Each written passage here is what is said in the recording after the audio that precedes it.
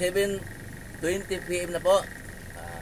Matulog na po ako niyan, pero bago po matulog, nagbabasa po ako ng Bible.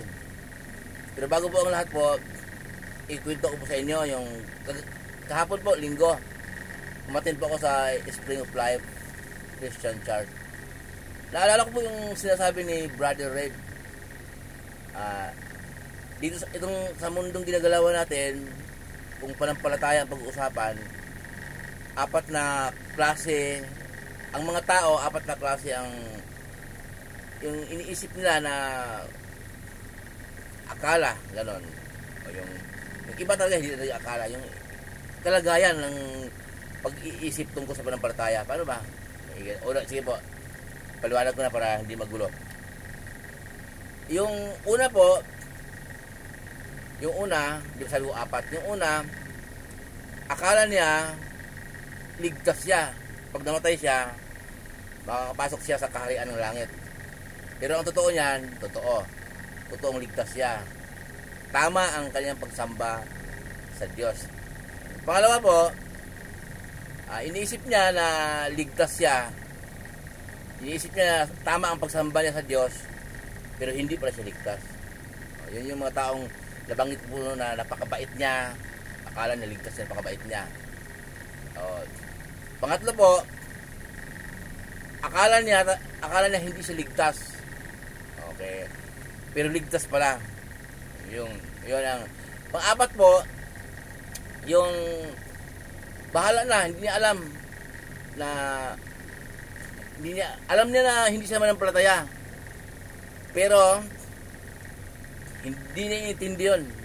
Basta masarap ang buhay, may trabaho naman siya, malakas naman siya, gano'n. Siyempre malakas naman ako at wala naman akong kaaway. Gano'n. Mahirap kausap yun, sarado na. Mahirap kausap tungkol sa pananampalataya. Kahit anong sabihin mo, talagang sarado na siya. Mabait. Babasahin ko po yung pinabasa ko po ngayon, pero nabasa ko na po ito noon, pinopost ko na po sa inyo noon, pero ulitin ko po, napakaganda po nitong, marami pong aral dito sa John 14:15 hanggang 17 po. Ganito. Ito po salita ng ating Panginoong Jesus. Ang sabi po niya, kung iniibig ninyo ako, tutuparin ninyo ang aking mga utos.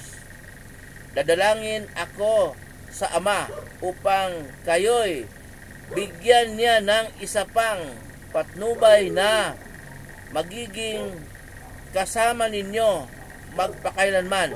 Siya ang espiritu ng katotohanan na hindi matanggap ng sanglibutan, sapagkat siya ay hindi nakikilala ng sanglibutan, ngunit nakikilala ninyo siya, sapagkat siya ay nasa inyo at siya ay mananatili sa inyo. Pakinggan po natin, ha. Sa una pong, ito pong sa 15, sabi ko, John 14:15 hanggang 17. Dito po sa 15, ang sabi natin Panginoon Jesus, kung iniibig ninyo ako, tutuparin ninyo ang aking mga utos. Yan po maraming sumasablay. Kasi po mga sumasampalat ay akala ng iba mananampalataya na sila, mabait, marami na tulungan. Pero ano bang sabi ng Diyos Ama na mapangyarihan sa lahat? Sa Mateo 17:5 sabi, ito ang minamahal kong anak na lubos kong kinalulugdan, pakinggan ninyo siya. Ano pakalinaw po dito naman po ang sasabi ng Panginoon Jesus, di ibig sabihin po, yung anak niya, yung tinuturo ko si Jesus, yan pakinggan natin. Pinakinggan ba natin? Turo ba ni Jesus ang ating sinusunod? Pinamamuhay araw-araw? Ay baka akala natin kasi mabait tayo, patulungin at walang kaaway, mahinhin gumalaw, malambing magsalita, pasok na yon. Pakinggan po natin ang ito po sa John 14:15. Kung iniibig ninyo ako, tutuparin ninyo ang aking mga utos. Karamihan po sa atin, utos ng mga naunang utos ang sinusunod, hindi utos, hindi turo ni Jesus ang sinusunod. Lagi pong sasabi ng lingkod na ang mga turo natin Panginoong Jesus na mabasa sa Mateo, Lucas, Marcos, saka Juan. Ay yung mga gawa, Korinto, Roma, Colosas, hanggang aklat ni Judas bago pahayag, yun ang mga turo ng kanyang mga alagad po. Kaya, pero ang tinuturo ng kanyang mga alagad, turo ni Jesus, tinuloy lang. Kasi sabi nga, ang ating Panginoong Jesus, bago umakyat siya sa langit, sabi niya sa kanyang mga alagad, kung paano ako sinugo ng Ama, ganun din isinusugo ko kayo. Kaya yun po, nasa buong New Testament, yun po ang mga turo ng ating Panginoong Jesus. Kaya po sinabi natin Panginoon Jesus dito, kung iniibig ninyo ako, tutuparin ninyo ang aking mga utos. Gaano ba tayo kabait? Kung hindi natin tinutupad ang utos ng ating Panginoong Jesus, yung bait natin sa tao lang. Hindi natin alam na mabait tayo, inaprubahan natin yung mga kamalian. Kamalian ka po natin, hindi sa Diyos. Okay?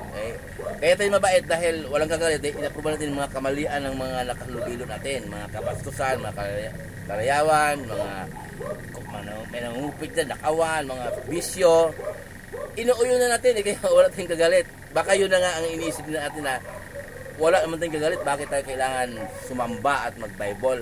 Baka yun ang iniisip natin. Kaya sablay po tayo doon. Okay? Ituloy ko po sa 16.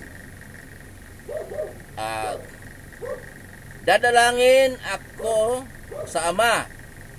Okay, upang kayo'y bigyan niya ng isa pang patnubay na magiging kasama ninyo magpakailanman. Siya ang Espiritu ng katotohanan na hindi matanggap ng sanglibutan, sapagkat siya ay hindi nakikita ni nakikilala ng sanglibutan, ngunit kilala ninyo siya, sapagkat siya ay nasa inyo at siya ay mananatili sa inyo.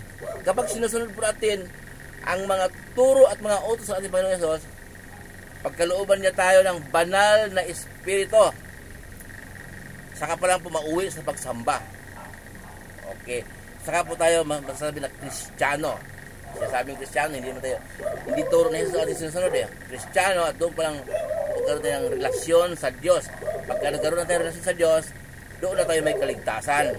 Yun po ang ibig kong sabihin noon na sinasabi ni Brother Red noong kahapon po na may nag-akala ng ganon. Ibig kong sabihin noon, inakala niya na ligtas siya, pero ligtas naman pala. May akala naman na ligtas siya, pero hindi siya ligtas. Gaya po man nakausap ko po na, totoo naman po yun. Sabi ni Brother Red, totoo yun. May nakausap po ako na, oy, sama ka sa akin, mag-Bible study tayo. Pupunta atin tayo sa Spring of Life. Hindi na kailangan yun. Alam mo naman ni Lord na hindi ko sila kalimutan.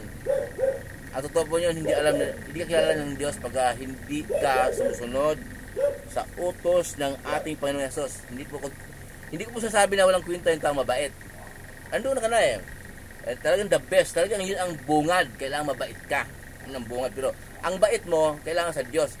Gaya po na sinabi ko nila, baka mabait ka lang sa mga tao. Pero yung kabaitan mo, hindi sa Diyos. Muli po yung lingkod, si Chef Roy. Mag-ingat po tayo. May baha pa rin ito paano. Sa ibang lansangan ng Bulacan, Malolos. At pagpapalait ng Diyos, manalangin po tayo bago tayo umalis.